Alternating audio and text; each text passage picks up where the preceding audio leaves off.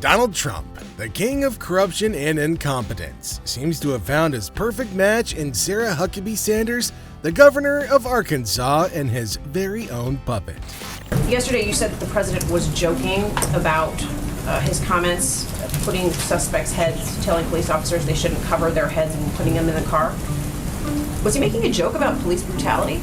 Not at all. I think you guys are jumping and trying to make something out of nothing. He was simply making a comment, making a joke, and it was nothing more than that. Sanders, who's shamelessly endorsing Trump for the 2024 presidential campaign, has a dirty record filled with scandals and controversies. Because our country has never needed Donald Trump more than we do right now. She's just another part of his corruption machine, willing to do anything for a taste of power.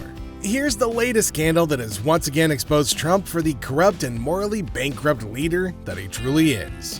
Hey there, everybody, and welcome back to another episode of Worst Case Donald. Sarah Sanders served as White House press secretary during the first half of Trump's presidency, right when the Stormy Daniels story was blowing up. Daniels, an ex-adult film actress, claimed that she had an affair with Trump in 2006 and broke her hush money agreement to do an interview with Anderson Cooper. Trump is now on trial for allegedly falsifying financial documents related to those payments, facing 34 felony counts in court.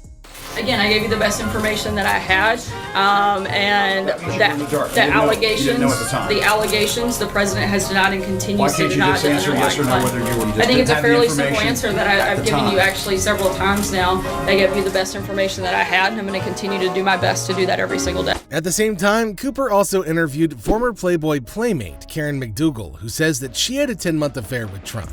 Now this is where Sanders gets involved. David Pecker, the ex-National Enquirer boss, has been testifying about how the tabloid helped Trump during the 2016 campaign. Using a shady catch-and-kill scheme, they bought the rights to 2 exclusive stories about Trump to keep them quiet. The first was from a doorman at Trump Tower who claimed Trump had a love child.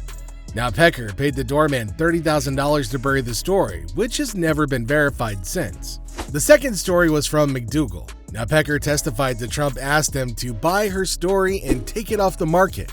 Even though Pecker had concerns about the cost, Trump still hadn't repaid him for the doorman story. He wrote the $150,000 check anyway. In January of 2017, Pecker met Trump at Trump Tower. Now Trump asked McDougal's status, and Pecker assured him that she was quiet. Pecker was later invited to the White House for a dinner, but the good feeling didn't last. When McDougal appeared on CNN, Trump called Pecker immediately. Now, unknown to Trump, Pecker had changed the contract with McDougal. Pecker recalls Trump being furious. Afterward, Pecker phoned the White House and strategized with Sanders and Hope Hicks, the 2 officials funded by taxpayers, encouraged Pecker to extend the deal with McDougal. They thought that it was a good idea, Pecker said. But Sanders' involvement doesn't stop there. In addition to serving as press secretary, she apparently kept tabs on Melania Trump. Stephanie Grisham, one of Melania's closest White House aides, told Olivia Nuzzi that Sanders talked about McDougal all the time. Sanders was especially interested in how Melania was reacting to the scandal. While that may not be illegal, it's definitely shady. Now, these revelations also show Sanders as a complete phony. She talks about family values while advising on hush money payments to a Playboy playmate as a White House official. Sanders' hypocrisy doesn't end there.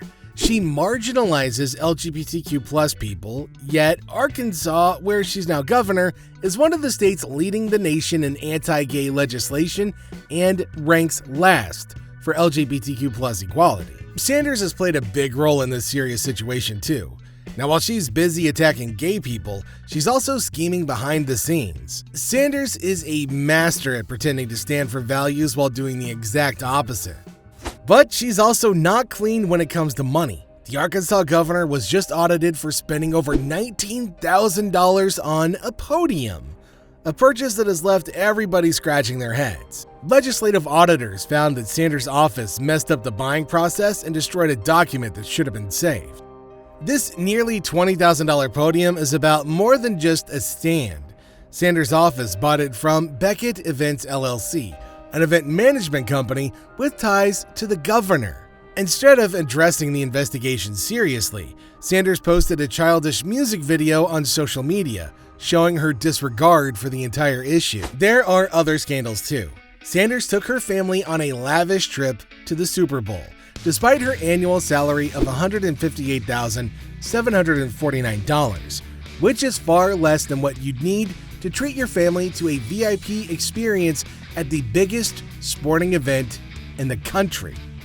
Last September, as the podium scandal was beginning to unfold, Sanders charged her taxpaying constituents $13,000 for a college football kickoff party. This misuse of public funds shows a clear pattern of reckless spending and disregard for the people that she's supposed to serve. Another shocking scandal that's come to the surface is that Trump wanted Sarah Huckabee Sanders to sleep with Kim Jong-un. Yeah, Donald Trump told Sarah Sanders that she would have to go to North Korea and take one for the team, after Kim Jong-un winked at her during a summit in Singapore in June of 2018.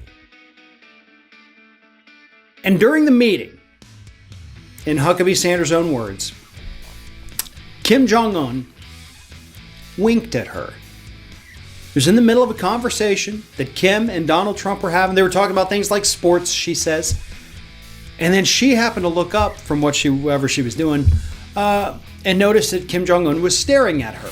Kim Jong-un hit on you, a delighted Trump joked according to Sanders' new memoir called Speaking for Myself. He did, he fucking hit on you. And of course, Donald Trump and John Kelly did not waste any time on their trip back home encouraging her to, quote, take one for the team and sleep with him. Rather than a tell-all by a former staffer or a burn-all by a hostile family member, the book is a praise-filled account by a loyal follower, subtitled Faith, Freedom, and the Fight of Our Lives Inside the Trump White House. She kind of makes it sound like they may have been joking, but she definitely makes it sound like the entire exchange made her incredibly uncomfortable. However, somewhat like leaked sections that target former National Security Advisor John Bolton after he turned on Trump, Sanders does describe rude and sexist behavior by the president and senior aides that may make campaign aides cringe, especially as Trump trails Joe Biden among women voters. The story exposes Trump's lack of respect and decency, even towards his closest aides. It also shows Sanders' willingness to put up with this behavior to stay in Trump's good graces.